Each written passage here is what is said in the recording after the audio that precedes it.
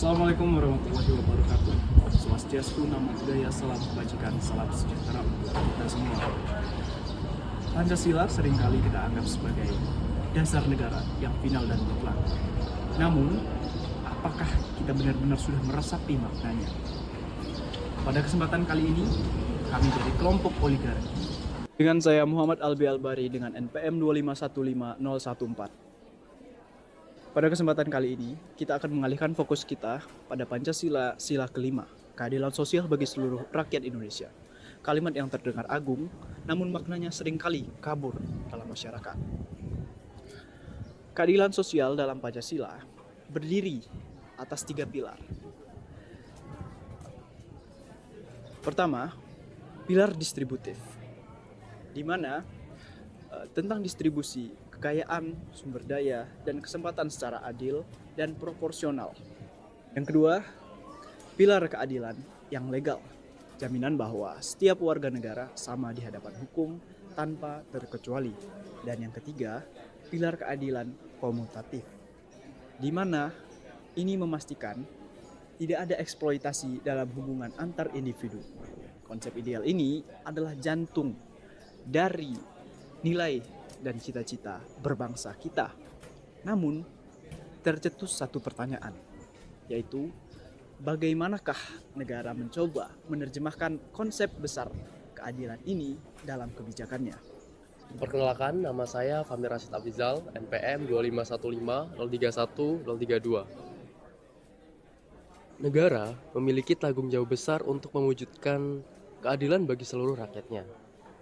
Hal ini sudah menjadi amanat dalam Undang-Undang Dasar 1945 dalam pasal 33 dan 34. Terutama untuk menegaskan bahwa segala kebijakan negara itu harus diarahkan untuk mensejahterakan pada rakyatnya untuk demi kesejahteraan bersama. Nah, dalam bentuk ini bisa kita lihat lewat berbagai program pemerintah. Misalnya adalah seperti program JKN, yaitu Jaminan Kesehatan Nasional. Contohnya melalui BPJS, yang bertujuan untuk memastikan setiap warga itu mendapatkan akses kesehatan tanpa melihat status ekonomi. Lalu ada juga yang namanya KIP kuliah, yaitu suatu bantuan pendidikan bagi siswa yang ingin melanjutkan kuliah tapi terkendala dalam biaya. Nah, selain itu, pembangunan infrastruktur itu juga tidak lagi terpusat sekarang ya di Pulau Jawa. Nah, itu menunjukkan adanya upaya untuk menyebarkan manfaat pembangunan secara lebih adil ke seluruh daerah. Di bidang hukum, negara juga membentuk lembaga seperti KPK dan Komisi Yudisial untuk menjaga keadilan dan mencegah penyalahgunaan kekuasaan. Nah, semua ini adalah langkah konkret yang dilakukan negara demi mewujudkan keadilan sosial. Tapi pada akhirnya, sebaiknya apapun kebijakan pemerintah itu tidak akan berhasil jika masyarakat itu tidak ikut berkontribusi menanamkan nilai-nilai keadilan dalam diri dan lingkungannya. Nah, keadilan itu bukan hanya tugas negara, tetapi juga tanggung jawab kita bersama. Perkenalkan, nama saya Athanasius Glenski Yosia Juliano dengan NPM 2515031-021. Benar sekali, keadilan sosial sesungguhnya berawal dari lingkungan terkecil. Bagi kita sebagai mahasiswa, contoh paling sederhana adalah saat kita kerja kelompok. Keadilan bukanlah membagi tugas sama banyak, melainkan membagi peran sesuai kemampuan dan memastikan semua berkontribusi secara bertanggung jawab. Bebannya ditanggung bersama dan hasilnya dirasakan bersama. Di luar kampus, praktik sederhana budaya antri adalah cerminan keadilan. Siapa yang datang lebih dulu, ialah yang dilayani lebih dulu. Tanpa memandang status sosial. Gotong royong menjaga fasilitas umum, tidak membuang sampah sembarangan. Semua itu adalah tindakan kecil yang menopang tegaknya pilar keadilan sosial dalam kehidupan sehari-hari. Praktik-praktik ini membangun karakter bangsa, tapi kita juga harus jujur dan membuka mata bahwa di skala yang lebih besar ada jurang Ada jurang antara idealisme dan realita. Perkenalkan, saya Muhammad Iksan dengan NPM saya 25150311010. Jurang itulah yang menjadi persoalan kita bersama. Kita bicara tentang keadilan legal, namun realitanya hukum masih terasa tajam ke bawah dan tumpul ke atas. Ambil contoh kasus nenek mencuri kakao yang pada akhirnya ia dipenjara. Sementara koruptor yang merampas jutaan miliaran uang rakyat mendapatkan keringanan hukum. Hal tersebut adalah luka bagi rasa keadilan rakyat.